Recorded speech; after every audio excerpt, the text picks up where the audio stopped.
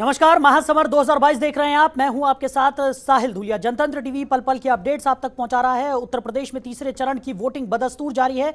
पंजाब में भी 117 विधानसभा सीटों के लिए आज मतदान हो रहे हैं। उत्तर प्रदेश की बात करें तो तीसरे चरण की वोटिंग में 16 जिलों की 59 विधानसभा सीटों पर वोटिंग बदस्तूर जारी है। 11 बजे तक 21% से ज्यादा वोटिंग हो गई है। 21.18% मतदाताओं ने अपने मत का इस्तेमाल कर लिया है। सैफई में अखिलेश यादव ने भी वोट डाला। सपा संरक्षक मुलायम सिंह यादव ने भी वोटिंग की है। 627 उम्मीदवारों की किस्मत दांव पर लगी हुई है।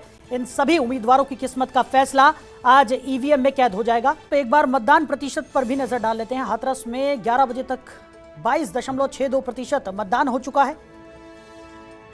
कासगंज की बात करें तो 22.52% मतदान अब तक हो चुका है। एटा में 24.23% मतदान हुआ है। फिरोजाबाद की बात करें तो 24.30% मतदान हो गया है। तो मैनपुरी में 24.45% मतदान हुआ है। फर्रुखाबाद में 19.71% मतदान हो गया है। कन्नौज की बात करें तो 21.98% वोटिंग हो चुकी है। इटावा में 19.83 मतदाताओं ने अपने मताधिकार का प्रयोग कर लिया है। औरैया में 18.51% वोटिंग हुई है। कानपुर देहात की बात करें तो 19.84% मतदान हो चुका है। कानपुर नगर की बात करें 16.87% वोटिंग हुई है। जालौन की बात करें तो 21.72% मतदान हो चुका है। हमीरपुर में 23.30% वोटिंग हुई है। महोबा में 23.48% मतदान हो चुका है।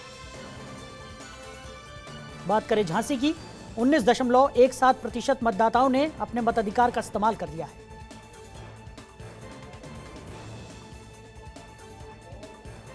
ललितपुर में 25.71% मतदान हो गया है।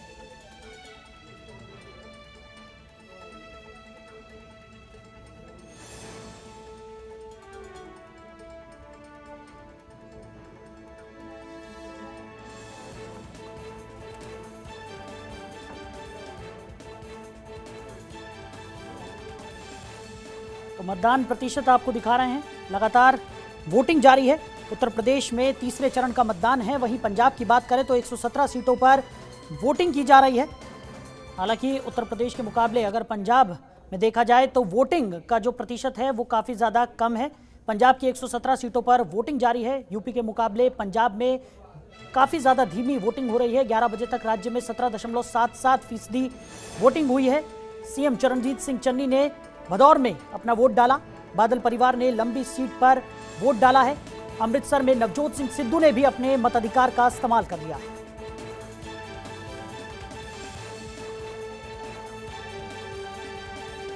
तो पंजाब में 117 सीटों पर बदस्तूर मतदान जारी है।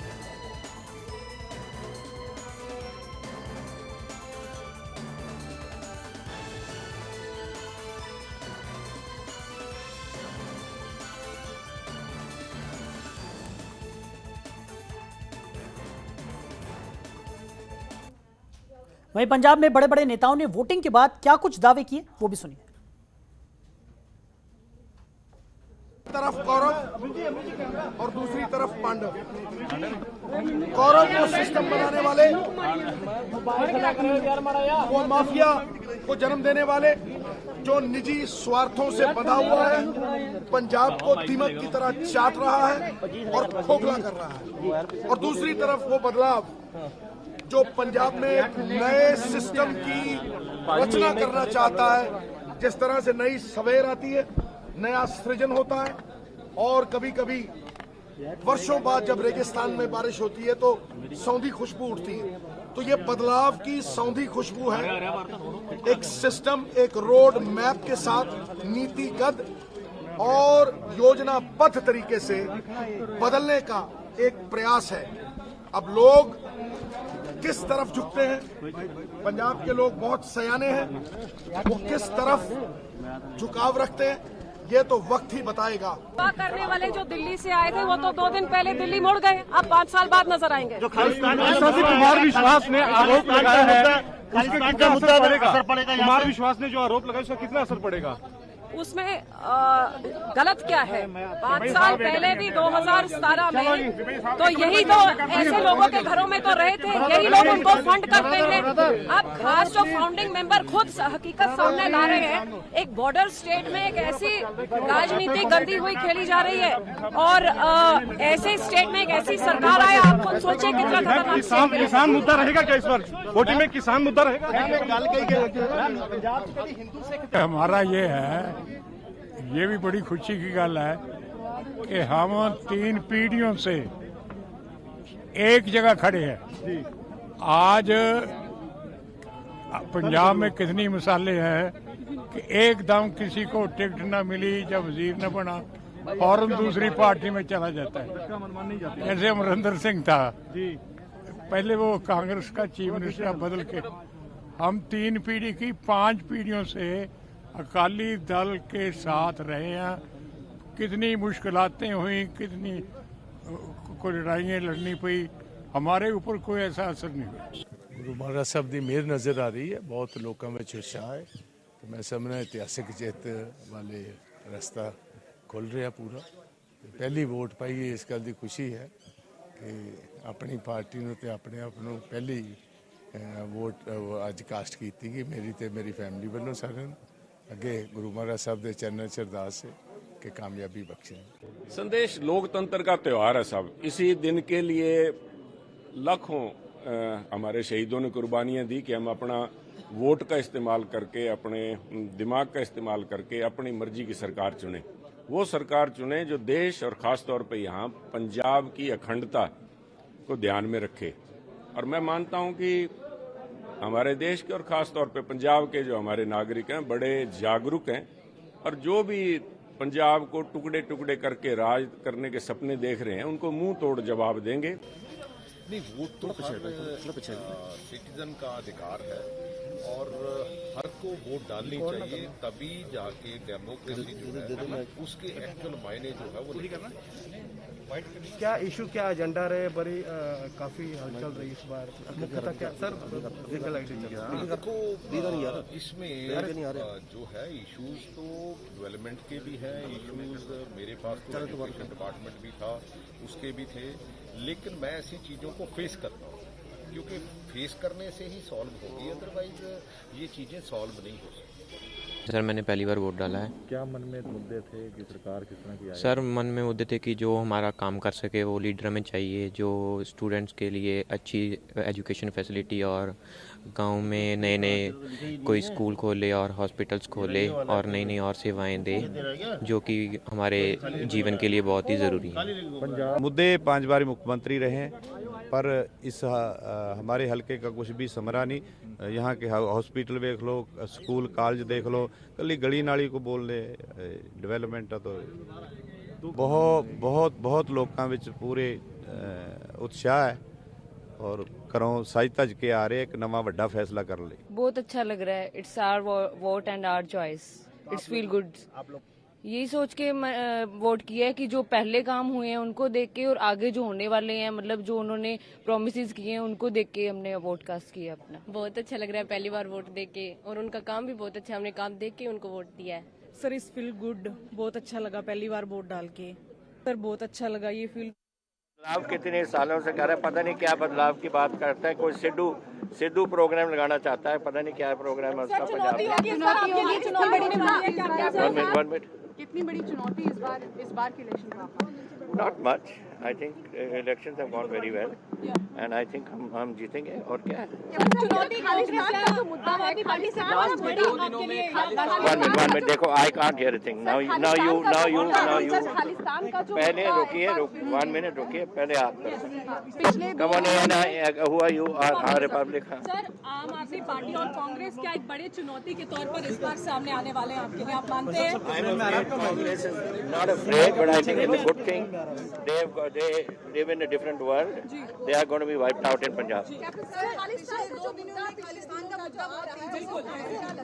अंदर माइक दे रहे हो पीछे पिछले 2 दिन से आ रहा है, कहा जा रहा है कि आम आदमी पार्टी समर्थन। Well, देखिए, Gurpagwant Singh Pannu is a Khalistani out and out, total anti-national, and he is supporting Kejriwal. And अब इसका पता नहीं कितना असर होएगा, because अगर तो बात ये फैल गई तो फिर it be wiped out. Sir की आपकी बादशाहत कायम रहने वाली है सर। आपका इलेक्शन इस बार बनाई है और जनता से आपका हम लगातार देख रहे हैं, नया रुझान है। माइक नीचे रखो, माइक इसी तरह का विश्वास जनता इस बार आपके किसके साथ? इस बार आपकी पार्टी नहीं है, सब कुछ नहीं है, बहुकोणीय इस बार मुकाबला है। देखिए, we only had 2 months to build a party and start off, and the party is doing very well. We've got very good reports coming in. Nihal Singh Wala, all over the place, we are getting good reports. Sir जो आपकी बादशाहत 1 minute, let me talk to her. No. ANI, come on. 1 minute, ANI. This election is not same for you. This is also the election of your prestige too. How do you see it, sir? Election of my? Prestige. My? Prestige of your prestige, sir. Prestige? Yeah. Why should it be of my prestige? Elections are elections. People have to decide, but I can tell you that Patiala is winning very well. Sir बादशाहत आपकी कायम रही है, आपकी बादशाहत आपको लगती है जितने सालों से आपकी बादशाहत पटियाला पर कायम थी वो कामयाब रहेगी कैप्टन सर? देखते हैं कितनी लीड होगी। I can't give you any figure, but certainly lead होगी पटियाला में, and a very strong lead.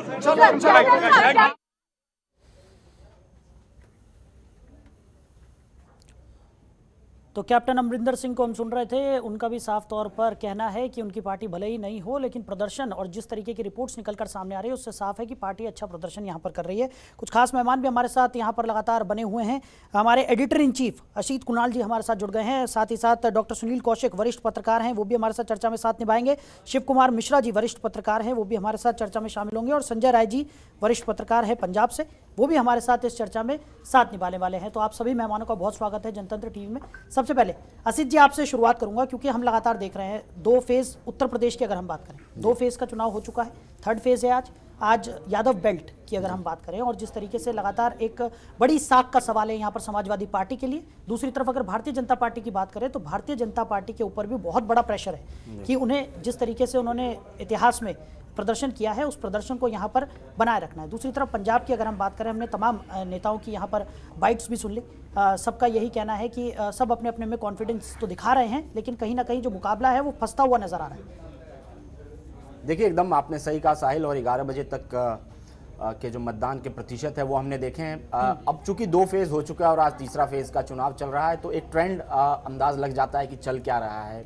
आखिर इतना तय है कि जो 2 फेजेज में जो वोटिंग हुई है वो पिछले 2017 के मुकाबले थोड़ा कम रहा है। बिल्कुल, इससे ये अंदाज़ा लगाया जा सकता है कि कोई बहुत बड़ा अंडर करेंट लग नहीं रहा है, या कोई बहुत बड़ा कोई वेव नहीं है किसी का, अगर हम यूँ कहें। लार्जली वोटिंग परसेंटेज घटता हुआ दिख रहा है। आज के भी जो वोटिंग परसेंटेज 3rd फेज में जो चल रहा है और जो रुख लग रहा है कि कहीं ना कहीं बहुत मुश्किल होगा 2017 के जो आंकड़े हैं वहाँ तक छूना, और वोटिंग परसेंटेज हो सकता है कि हम उम्मीद करेंगे कि बढ़े, लोग बाहर निकले, वोट करें बड़ी संख्या में, बट 2022 में 2017 के आंकड़ों को छूना मुश्किल लग रहा है। 2 फेजेज में यही लगा, आज भी लग रहा है मुश्किल होगा। इससे ये अंदाज़ा लगता है कि कहीं ना कहीं एक बहुत ही कॉम्प्लिकेटेड इलेक्शन है इस बार का उत्तर प्रदेश में। समीकरण का अगर हम चुनाव का, यानी हर सीट की लड़ाई है इस बार, कांटे की लड़ाई है, हर सीट का अपना समीकरण है, कहीं जातीय समीकरण है, कहीं ध्रुवीकरण है, सामाजिक ध्रुवीकरण है, ये सब तमाम फैक्टर्स काम कर रहे हैं। ऐसे में पिछले 2 फेजेज में जिस तरीके से ये कहा जा रहा है कि बीजेपी के लिए थोड़ा टफ रहा है, खासतौर पर 2nd फेज, ऐसे में उम्मीद है कि बीजेपी सबसे ज़्यादा जहां होप कर रही है 3rd फेज में, बुंदेलखंड रीजन, जो बीजेपी के नेता हैं वो उम्मीद कर रहे हैं कि पूरी तरीके से स्वीप करेंगे, वो इनका गढ़ है। कई फैक्टर्स हैं जो बुंदेलखंड में बीजेपी के पक्ष में हैं। आज जो चुनाव हो रहे हैं तीसरे चरण में, इसके अलग अलग डेमोग्राफी है, अलग अलग जोग्राफिकल लोकेशन है उत्तर प्रदेश के। कुछ सीटें पश्चिम उत्तर प्रदेश की हैं, इसके अलावा कुछ सीटें अब मध्य की तरफ, चूंकि अब फेज जैसे जैसे बढ़ेंगे हम मध्य की तरफ बढ़ेंगे, कुछ सीटें जो है मध्य उत्तर प्रदेश की हैं, और लगभग पूरा बुंदेलखंड है। तो 3 अलग अलग भागों में आप देख सकते हैं। इसमें से अगर आप ट्रेडिशनली देखें कि किसका कहाँ गढ़ रहा है, एक पैच जरूर है जिसके आप यादव लैंड बोल रहे हैं। 7-8 जिलों का एक समूह है जहां यादव आबादी और मुस्लिम आबादी मिला के लगभग 40% से ज़्यादा होती है। वहां पिछली बार बीजेपी ने सेंधमारी की थी अखिलेश यादव के गढ़ में या कहें सपा के गढ़ में। इस बार 2-3 फैक्टर्स हैं जिसे अखिलेश यादव ने दुरुस्त किया है। एक तो जो उनके परिवार के अंदर विवाद था और जो ये लग रहा था कि अगर शिवपाल यादव साथ नहीं आते और प्रगतिशील समाजवादी पार्टी अलग लड़ती तो कहीं ना कहीं बड़ी संख्या में जो यादव वोट है उनका बंटवारा होता। तो अखिलेश यादव ने कुछ समझदारी इस मामले में की है कि कम से कम वोट नहीं बंटने दिया, अपने कुनबे को जोड़ के रखा है। ये एडवांटेज उनके पास ज़रूर है। इसीलिए मुझे लग रहा है कि ये जो फैक्टर है, और 2-3 चीज़ें आप देखिए, ऐसा नहीं है कि आप पिछले 2014, 17 और 19 के चुनाव जो बीजेपी ने उत्तर प्रदेश में जीते हैं, आपको देखना होगा और जो तमाम डाटाज भी अवेलेबल हैं कि बड़ी संख्या में यादव वोट भी बीजेपी की तरफ आए। तो आज के समय में आप क्लेम नहीं कर सकते हैं ये साफ तौर पर कि कोई पर्टिकुलर कम्युनिटी या कास्ट पूरी तरीके से आपके साथ है। बीजेपी ने सेंधमारी की है, खासतौर पर जो युवा मतदाता है यादव कम्युनिटी में। ऐसे में अखिलेश यादव के लिए बहुत बड़ी चुनौती है अपने गढ़ को संभालना। तो भले ही कागजों पर दिख रहा है कि ये अखिलेश यादव का या समाजवादी पार्टी का गढ़ है, जो जातीय समीकरण है उनके फेवर में हो, मगर वोटों को रखना जोड़ के चुनौती है। बुंदेलखंड के समीकरण थोड़े अलग हैं। बुंदेलखंड एक ऐसा क्षेत्र है जहां बीजेपी को सूट करता है हर तरीके से। अगर आप देखिए वहां का जो कास्ट कॉम्पोजिशन भी है, लार्जली ओबीसी हैं, अपर कास्ट भी बड़ी संख्या में, लगभग 27% वहाँ अपर कास्ट भी हैं, बड़ी संख्या में 43% ओबीसीज हैं, और जो यादव ट्रेडिशनली सपा का वोटर है वो बहुत संख्या में नहीं है।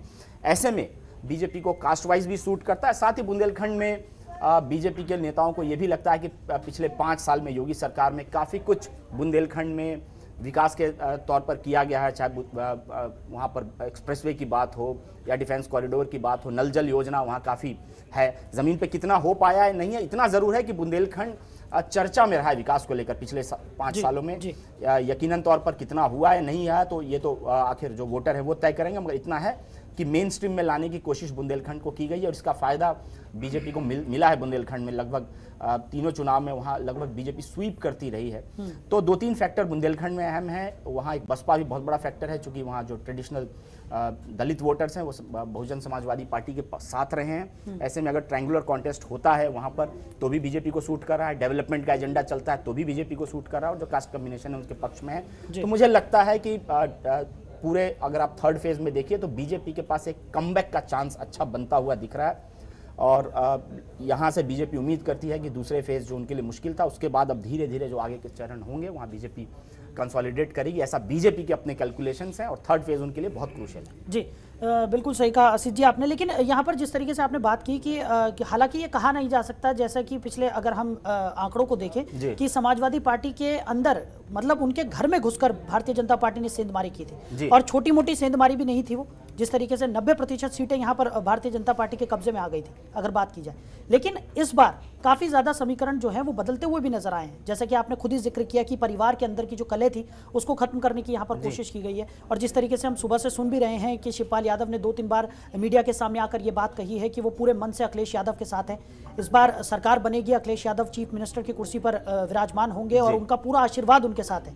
तो कहीं ना कहीं ये कोशिश जरूर की जा रही है कि परिवार में जो चीज जो अंतर कलह थी उसको यहाँ पर दूर कर दिया गया है, और उसी बेसिस पर समाजवादी पार्टी जो है वो आगे बढ़ रही है। देखिए साहिल, मैं एक बहुत ही दिलचस्प चीज आपको बताता हूँ। देखिए चुनाव के परिणाम जो भी हों, इतना जरूर है कि अखिलेश यादव को 2-3 चीजों का क्रेडिट जाता है। भले ही वो चुनाव हार भी जाए और भाजपा वापस सत्ता में आ जाए, मगर जिस तरीके से अखिलेश यादव ने चुनाव लड़ा है, देखिए 2-3 फैक्टर्स आप देखिए किस तरीके से उन्होंने अपने, न केवल तीसरे फेज की बात है जहां पर उन्होंने शिवपाल यादव को साधा है, बल्कि आप एक एक चरण देखिए। पहले चरण में किस तरीके से उन्होंने जयंत चौधरी को आगे किया और जयंत चौधरी के साथ आरएलडी के साथ गठबंधन किया ताकि जो मुस्लिम जाट का कम्बिनेशन है उसको साधा जाए। दूसरे फेज में देखिए जहां पर जो लार्जली कहा जा रहा था कि जो मुस्लिम डोमिनेटेड एरियाज हैं वहां उन्होंने इमरान मसूद हो चाहे धर्मपाल सैनी हो, धर्म सिंह सैनी हो, तमाम समीकरण उन्होंने फेज वाइज आप देखिए कि कितना कैलकुलेटिव तरीके से कि वोट का बंटवारा ना हो, इसको लेकर उन्होंने पहले फेज में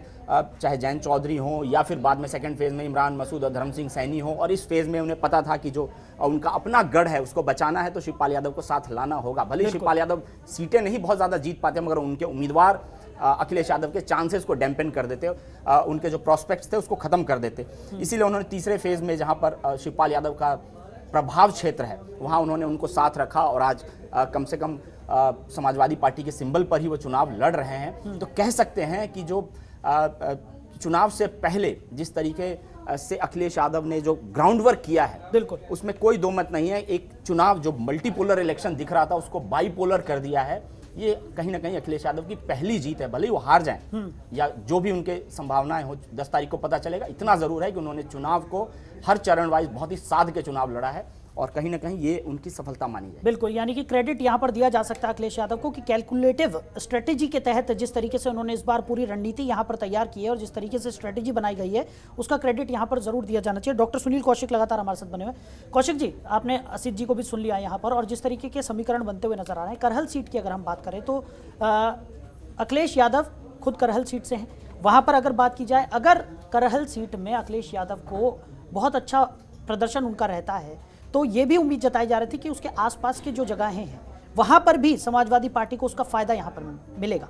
देखो, अभी जो 11 बजे तक जो मतदान हुआ है, हाँ। तो उसकी आप समीक्षा कर लीजिए। तो लगभग 21% के आसपास मतदान हुआ है। उसमें से आप देखिए एटा, कासगंज, मैनपुरी, फिरोजाबाद और कानपुर, ये ऐसे जिले, ललितपुर, कानपुर नहीं है ललितपुर, ये 5 जिले ऐसे हैं जहां लगभग 25% के आसपास चुनाव हो गया।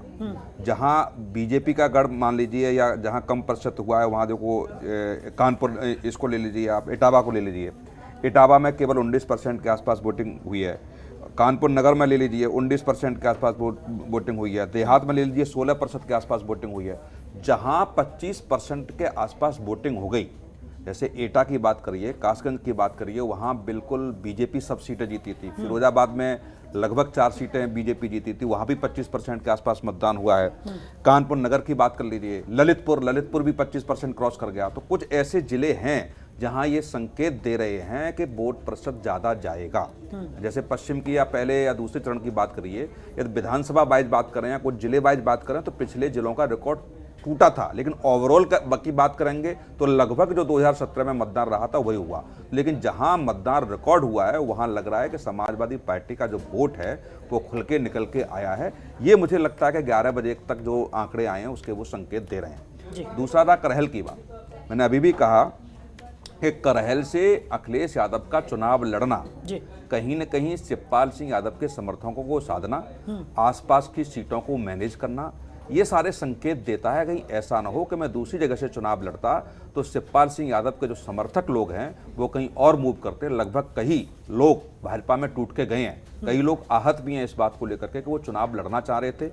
वो ये समझते थे कि प्रसपा के साथ गठबंधन होगा तो गठबंधन में ये सीट हमको मिल सकती है, ये मांगेंगे। और उन्होंने शिवपाल सिंह यादव ने बड़ा जोरदार तरीके से मांगी भी थी, लेकिन एक सीट मिली और एक भी वो साइकिल पे चुनाव लड़ रहे हैं। तो उनके जो समर्थक थे, जो उन्होंने 5 साल का दौर देखा कि किस तरीके से न तो सत्ता पक्ष के साथ रहे न भतीजे के साथ वो रह पाए, तो उनको ये लगता है कि अखिलेश यादव लौट के वापस आते हैं तो क्या उनको किस नजर से देखा जाएगा। शिवपाल सिंह यादव की जो अहमियत देखी है कि पिछली सीट के डंडे पे बैठे हुए हैं, वो पीछे खड़े हुए हैं, तो ये कुछ संकेत देते हैं इस बात को लेकर के कि अभी भी शिवपाल सिंह यादव के साथ दिल तो मिल गए हैं, लेकिन जो सम्मान और जो जिस तरीके से धमक शिवपाल सिंह यादव की पहले हुआ करती थी वो मुझे लगता है उनके समर्थकों को नहीं दिख रही है। ठीक है कौशिक जी, इस चर्चा को हम जारी रखेंगे और भी लोग हमारे साथ हैं, उनसे भी हम जानकारी लेंगे। तो लगातार हम चर्चा कर रहे हैं। उत्तर प्रदेश की बात करें, 16 जिलों की 59 सीटों पर मतदान बदस्तूर जारी है।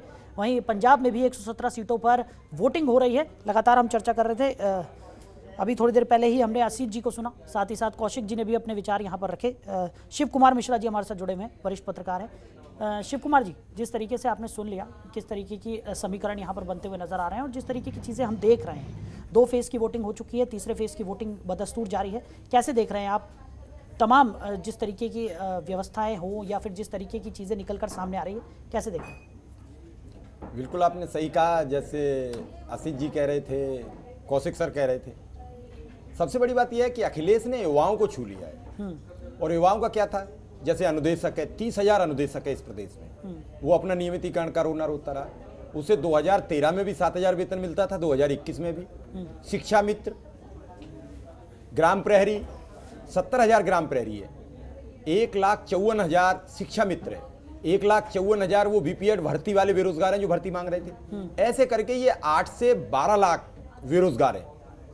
ये बड़ा तबका अखिलेश के घोषणा पत्र में शामिल होने के बाद ये सब उनके साथ खड़ा हो गया। युवा हमेशा सरकार बदलता है, भाजपा ये मुद्दा समझ नहीं पाई, युवा लगातार लखनऊ में पिटता रहा, युवा के साथ जो भी होता रहा लाठीचार्ज होता रहा। हालांकि ये पहली सरकार नहीं है जिसने बेरोजगार को लाठी दी है, बेरोजगार की पीठ पर हमेशा लाठी पड़ी है, मिठाई किसी ने नहीं दी, न उन्हें रोजगार दिया है। लेकिन इस समय बेरोजगारी का मुद्दा एक अहम मुद्दा इसलिए था कि कोविड से आम आदमी टूट चुका था, ऐसे में रोजगार का मुद्दा अहम हो गया। और सबसे बड़ा जो मास्टर स्ट्रोक खेला गया वो था पेंशन का मुद्दा। सरकारी कर्मचारी की जो लाइन लगी है, मैं उस दिन औरैया में देख रहा था, जालौन में देख रहा था, हमीरपुर में देख रहा था, कल लखनऊ में जो भीड़ लगी थी डिग्री कॉलेजेस में मतदान के लिए बैलेट पेपर पे, वो एक बड़ा अहम रोल इस सरकार में अखिलेश के समर्थन में खड़ा हो गया।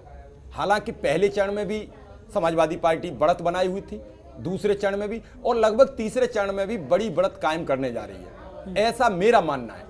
क्योंकि युवा, पेंशनकर्मी, ये वो लोग हैं जो सड़क पर न चिल्लाते हैं और न चीखते हैं, ये वोटर करते हैं। क्योंकि सरकारी कर्मचारी, चाहे वो संविदा कर्मी हो, चाहे पेंशन भोगी हो, वो कभी पेंशन के लिए जो लड़ाई लड़ रहे थे, बड़े तादाद में हैं जो लोग, वो सब एम्बुलेंस कर्मी 9000 बर्खास्त कर दिए योगी सरकार ने।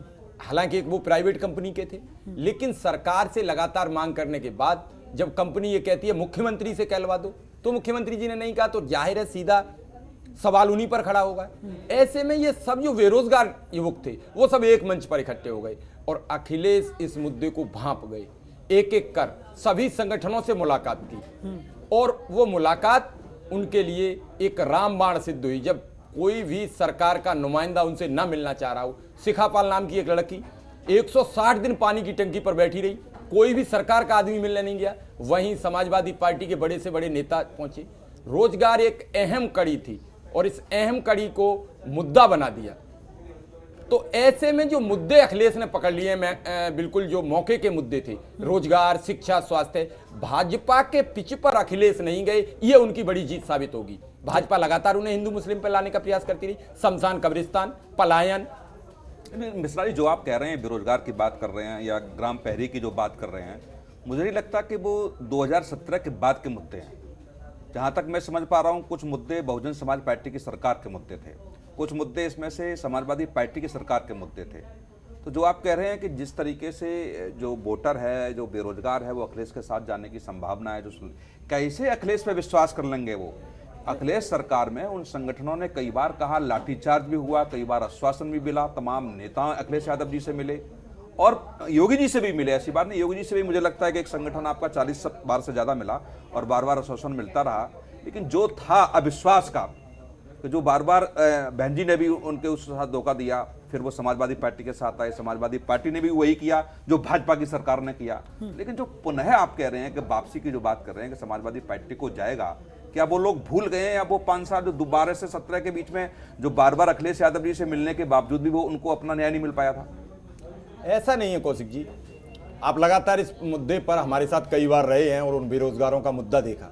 मैंने तो लगातार इस पर 125 दिन से ज़्यादा प्रोग्राम किया है। आप लगातार देख रहे थे कि नाराज़गी कितनी है उनमें। युवा विश्वास पर ही, एक आश्वासन पर साथ चला जाता है, होगा क्या ये वो सरकार में तय करता है, लेकिन वोटर के समय उसे जो आश्वासन मिलता है वो उसे एक अपने जीवन का एक रेखा दिखती है।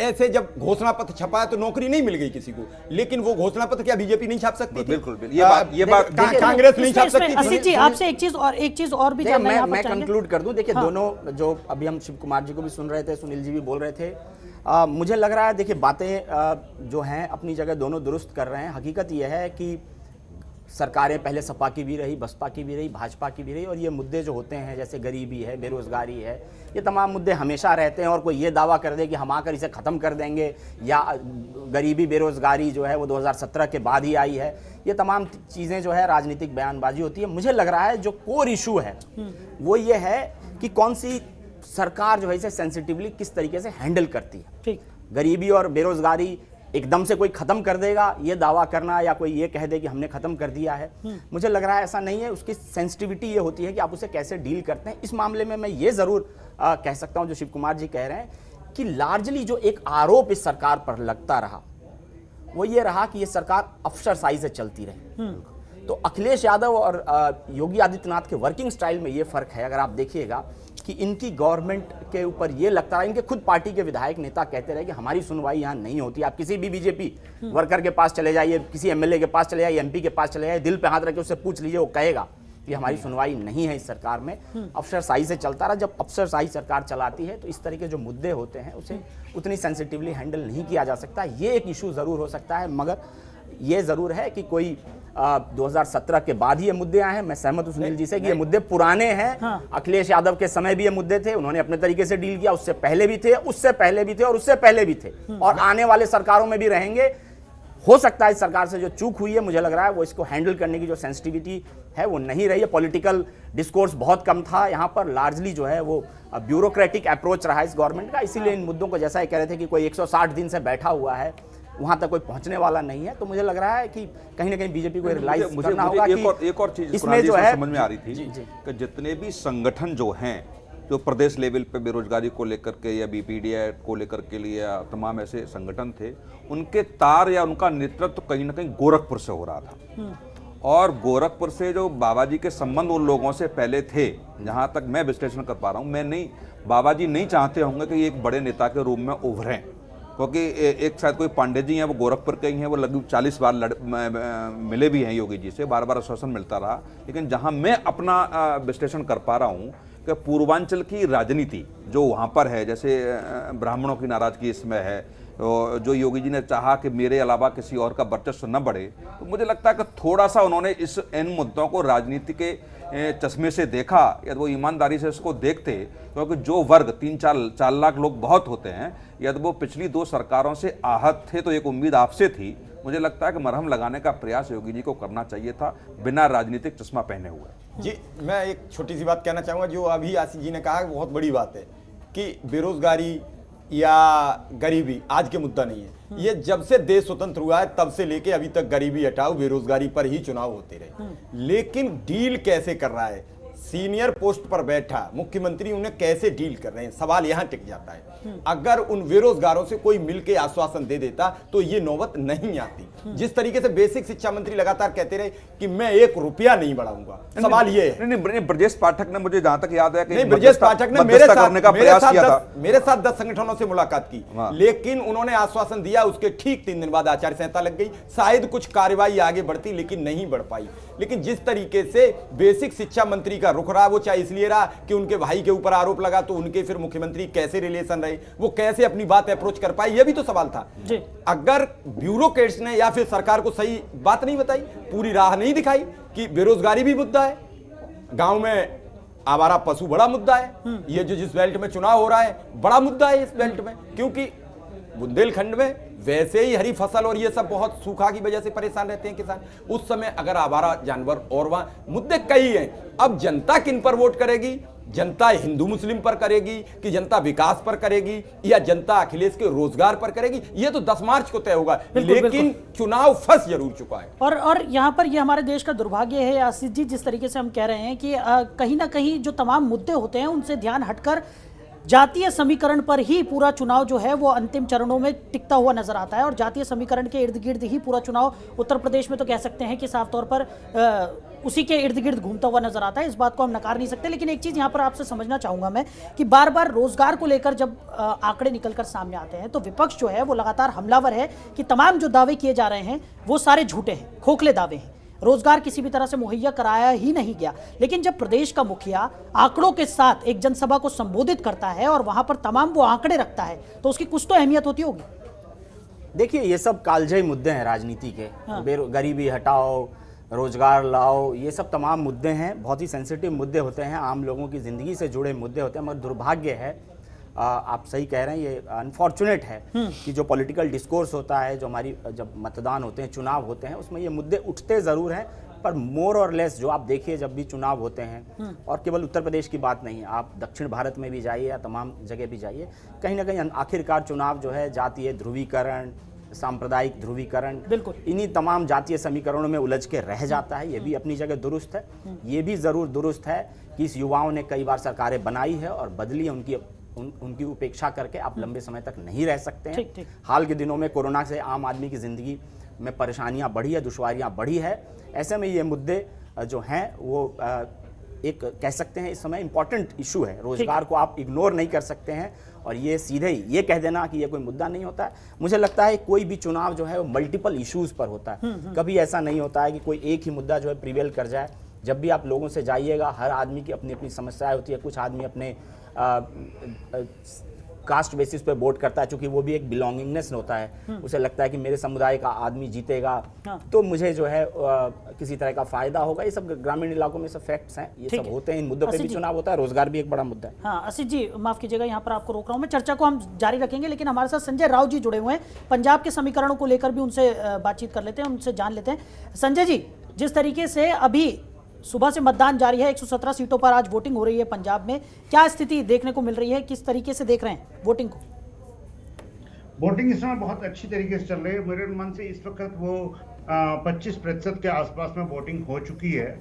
और जहां तक हम देख रहे हैं कि अभी जिस तरीके से वोट्स आ रही हैं, क्योंकि शहरी क्षेत्रों में वोटिंग थोड़ी सी कम है, ग्रामीण क्षेत्रों में अच्छी तरीके से वोट्स पड़ रहे हैं और लोग अभी लाइनों में लगे हुए हैं।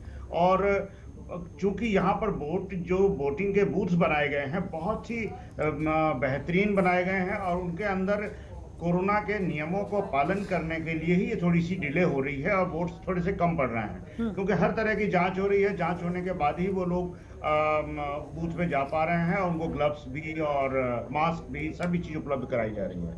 और एक चीज हमने देखा कि यहाँ के स्थानीय मुद्दे, बेरोजगारी, रोजगार और इंडस्ट्रीज, इन सब के मुद्दे और 2 साल जो कोरोना महामारी में जो नुकसान हुआ है, 1 साल पूरा किसान आंदोलन में पंजाब का नुकसान हुआ है, उसको लेकर के कुछ सड़कें जाम, रेल्स जाम, तो डेवलपमेंट का बहुत नुकसान जिस तरीके से वहाँ की जनता ने झेला है, इस बार वो बदलाव के उस पर हैं। और भारतीय जनता पार्टी की तरफ अभी तक जो रुख दिखाई दिया है वो भारतीय जनता पार्टी की तरफ ज़्यादा दिखाई दे रहा है, क्योंकि वो लोग अपने सिंबल पे हैं। और दूसरी चीज़ है कि देर रात को कल डेरा सच्चा सौदा से भी फरमान जारी हो गया था कि भारतीय जनता पार्टी को सपोर्ट करना है। तो ये एक चीज़ें यहाँ पर निकल के भी आई कि डेरा का बहुत ही ज़्यादा, चूँकि मालवा एरिया में इनके बहुत ज़्यादा समर्थक हैं और वो लोग एक तरफा वोट डालते हैं कि जो भी डेरा से आदेश निकलता है उसको करते हैं। फिर प्रधानमंत्री ने जिस तरीके से मैंने पहले भी इस बात को जिक्र किया कि जिस तरीके से सिख संगठनों और जो सामाजिक संगठनों के लोगों को जो अपने यहाँ बुला करके मीटिंग की, उसका भी असर हुआ है और सब वोट बदलने के। हाँ ये है कि अमरिंदर सिंह और उनकी पार्टी के लोगों के जो कैंडिडेट्स हैं वो लोग थोड़े कमज़ोर हैं, और लेकिन भारतीय जनता पार्टी अपनी पकड़ बनाए हुए है। आम आदमी पार्टी का ये रहा कि जो कुमार विश्वास का बयान, उसके बाद फिर आतंकवादी संगठनों द्वारा उनके लिए वोट डालने की अपील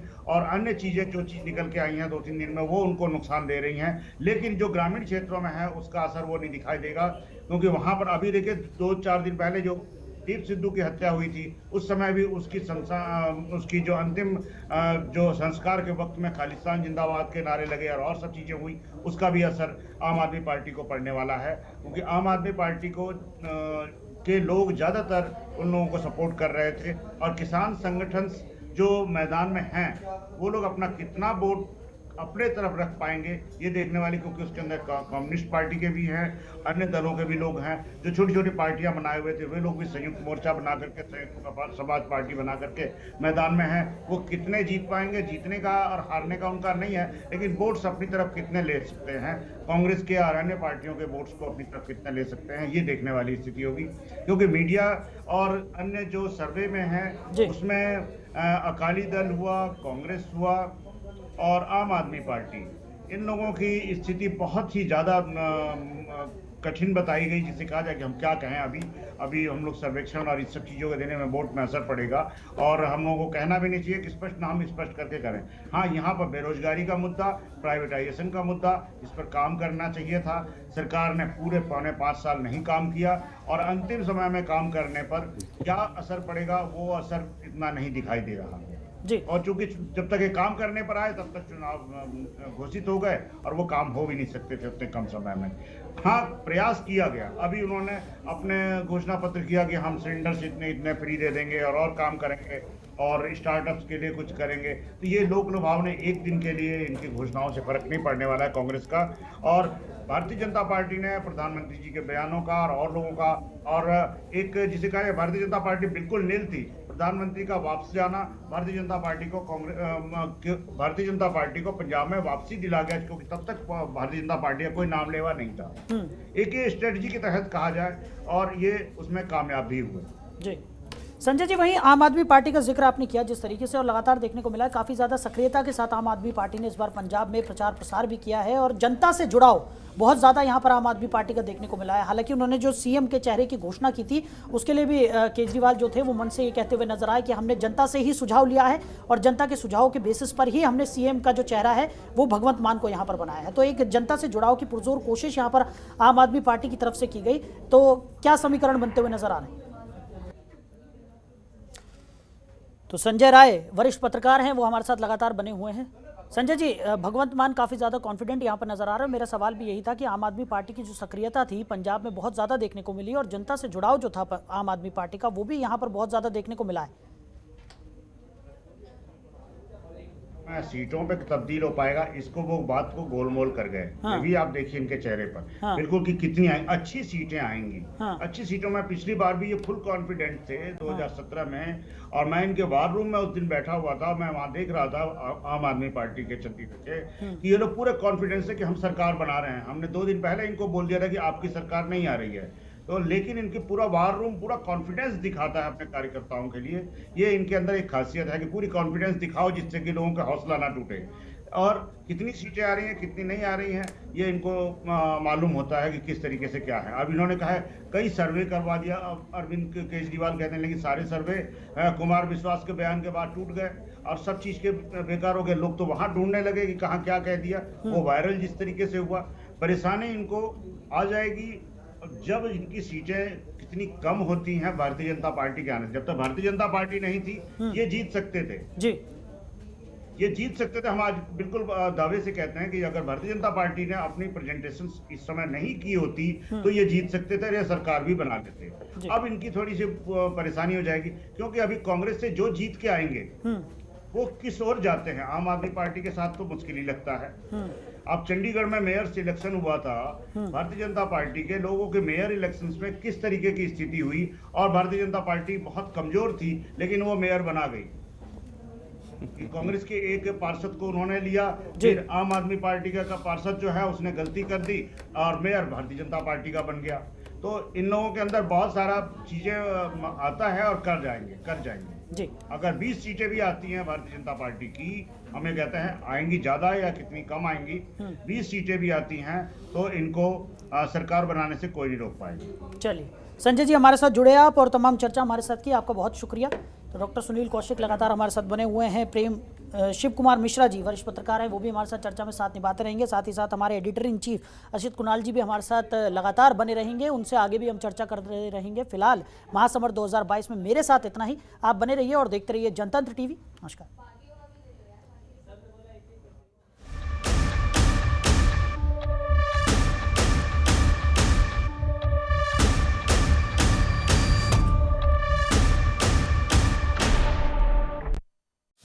खबरों के निष्पक्ष विश्लेषण के लिए सब्सक्राइब करें Jantantra TV and press the bell icon. Never miss any update.